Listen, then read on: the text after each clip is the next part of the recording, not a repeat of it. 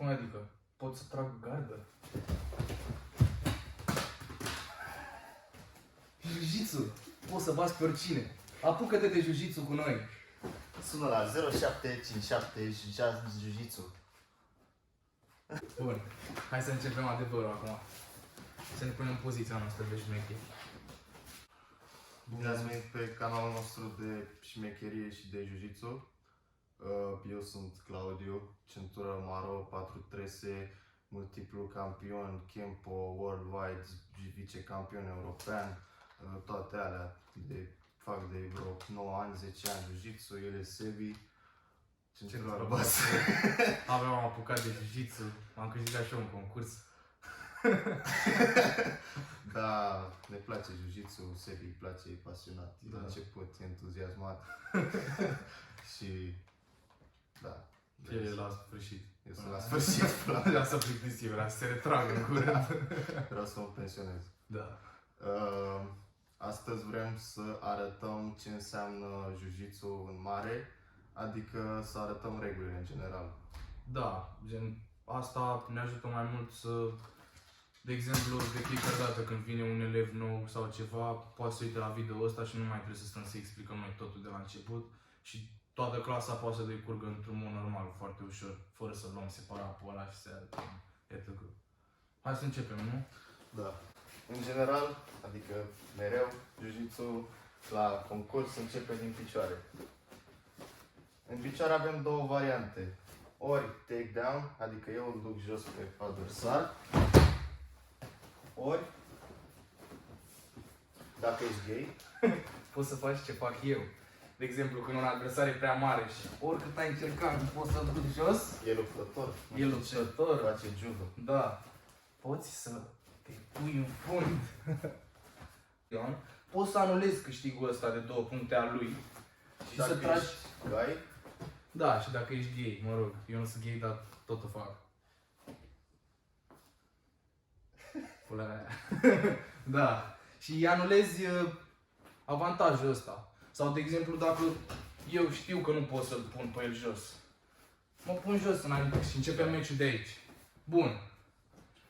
De aici. odată ce l-ai dus pe adversar jos, e important să stabilizezi. Adică, el trebuie să rămână jos, bottom, de preferat cu ambii umeri lipiți de saltea, iar eu să stau într-o poziție stabilă și să număr până la 3. Număr 1001, 1002, 1003. Bun.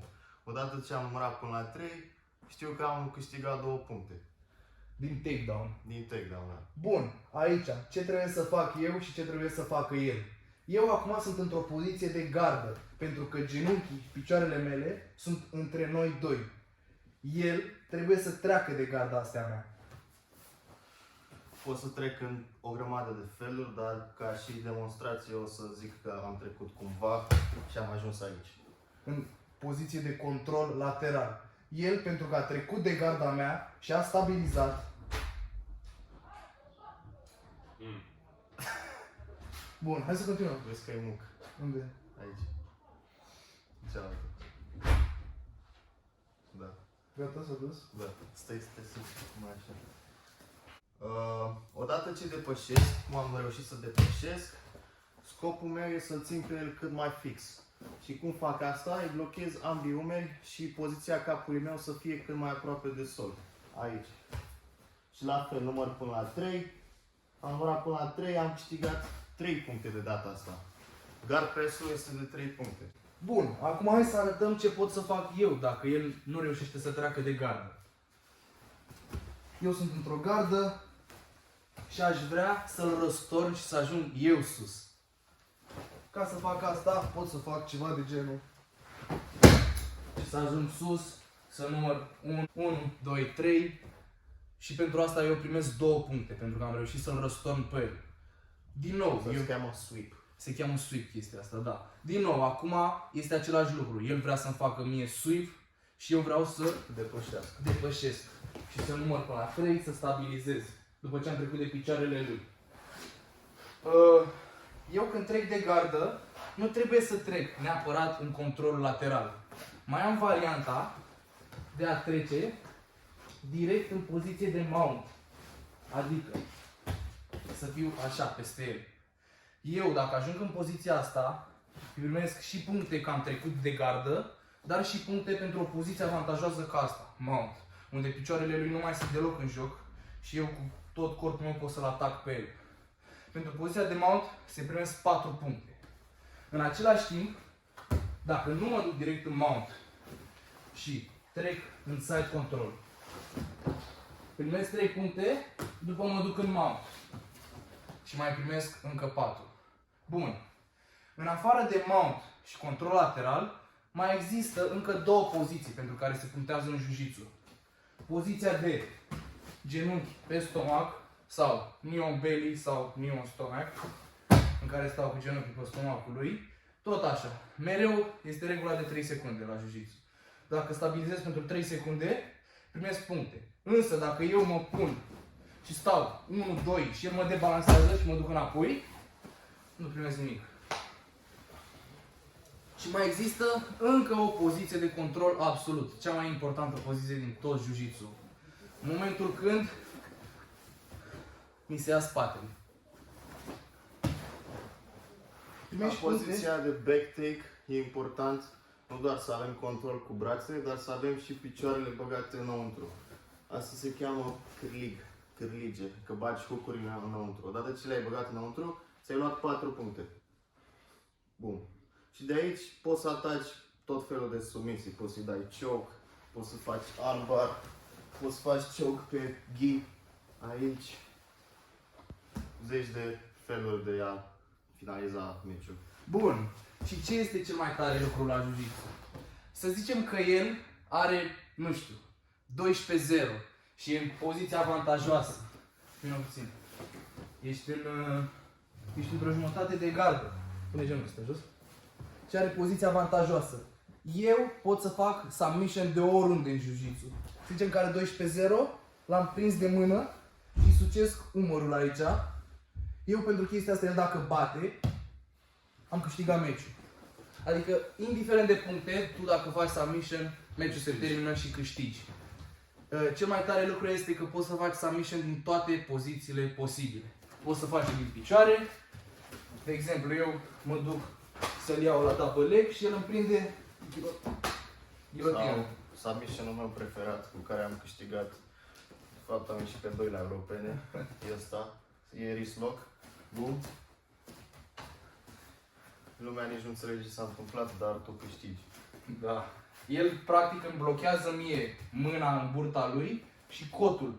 Pentru că singura mea șansă e ca eu să-mi mișc cotul ca să pot să scap din acest submission. Deci bun, poți să faci și din picioare, poți să faci și de jos submission, să-l răstorn și să-i fac pe picior, pot să-i fac și pe genunchi, pot să-i fac și pe mână, și pe umăr, și pe gleznă. De obicei toate submission-urile sunt la toate articulațiile. Sunt la short, genunchi, gleznă, încheietură, cot, umăr și gât.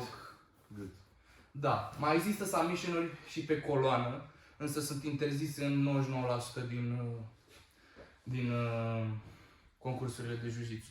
Deci, hai să recapitulăm puțin. Cam astea sunt în general. Acum depinde și de concurs, că fiecare concurs are regulile, dar noi vorbim de jiu-jitsu clasic. Da, există concursuri în care nu se punctează nicio poziție, se numesc submission only, adică orice s-ar întâmpla... Se termină cu submisie. Da, sau egal, în fine. Sau egal, da, exact. Deci, ca să recapitulăm, în general așa, care ar fi regulile la jiu-jitsu? Recapitulăm. Bun. Hai să mă bag în unghiul meu. Da. Deci. Ok, deci 2 variante din picioare, da? Takedown, stabilizare, 3 secunde. Odată, tragere de gardă. La fel, aici nu trebuie să stabilizezi că nu primești niciun punct, practic. Da? Ăsta e jos. Depășire de gardă. Bun, stabilizare 3 secunde. Knee on belly, 2 puncte. Nord-sud. Aici nu-ți iei puncte, îți iei doar o stabilizare puternică. Dar în general la concursuri e poziție de stalling, adică nu ai voie să stai foarte mult timp în ea. Așa. Ai mount, 4 puncte. Back mount dacă se întoarce. Bun. Și din back mount, choke, submisie, pe cot, pe braț. Choke, pe ghii. Și mai avem sweep-ul. Când de jos, ajungi sus. Și sweep. Concept foarte ușor.